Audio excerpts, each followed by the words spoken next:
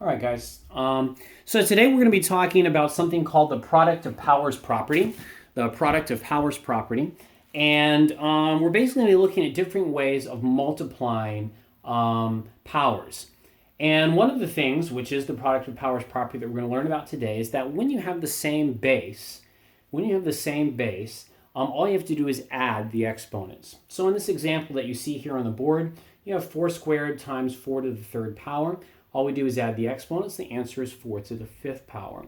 Okay? It really follows the same principle that we learned about from addition already, which is that when you have like terms, you can add them, right? And in this case, the term is the base. They both have the same base, therefore you can add the exponents. Just like if it was 2k plus 3k, the answer would be 5k, right? Okay? So as long as you have a situation like that where the bases are the same, you add the exponents. This will not work if you have different bases. The exponents, of course, can be different, but the bases must be the same. And you can see why logically this holds to be true. If you look at this, 4 times 4, that's 4 to the second power, right? Times 4 to the third power, that'd be 4 times 4. And how many times are we multiplying 4 altogether? 5 times 4 to the fifth power. You follow? So that's what we call the product of powers property. And that is how you approach doing that, okay? For those of you that want to follow on your book, it's page 326 that I'm looking at. Page 326 in your textbooks, lesson 8.2, and you can take a look at it there, all right? Let's take a look at the at another power, another property that we have. It's called the power of a power property. The power of a power property.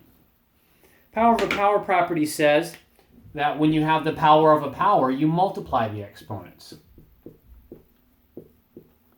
Okay? Example. Let's say that you have 4 to the sixth power to the third power, like this. 4 to the sixth power to the third power, right? So all you do in this case is you just multiply the exponents. The answer is going to be 4 to the 18th power. That's all there is to it. 6 times 3 is 18. And again, this makes sense logically because if you think about it, 4 to the 6th power is going to be 6 groups of 4 times 4 times 4 times 4. Okay, it'll be a total of 18 times you're multiplying the 4. So again, with the power of a power, you multiply the exponents. Multiply the exponents, okay?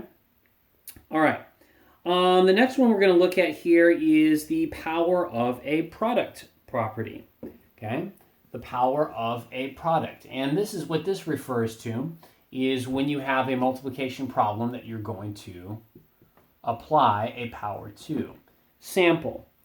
You have 3 times 2 to the fifth power. 3 times 2 to the fifth power, right? And in this case, there's a couple ways you can do this, actually. You can do 3 times 2 is 6, and then like order of operations we talked about, then do 6 to the fifth power, and you get your answer that way. But another way to do it, especially if you don't want to evaluate the expression, and you're just going to apply the power, all you have to do is write it as 3 to the fifth power times 2 to the fifth power. And then basically what you're doing is you're applying that power to everything in the parentheses. And that's what you're looking at for that, okay? And that's what we call the power of a product property, okay? Those are the powers that you're going to be working with. And in your homework today, you are going to be multiplying powers of the same base, which is the product of powers property. You're going to be finding the power of a power, and you're going to be finding the power of a product, okay? So that's what you're going to be looking at in your homework today. Just checking to make sure there's anything else that you might need to know. I think that's about it. So that's our lesson for today. The homework will be in your morning email.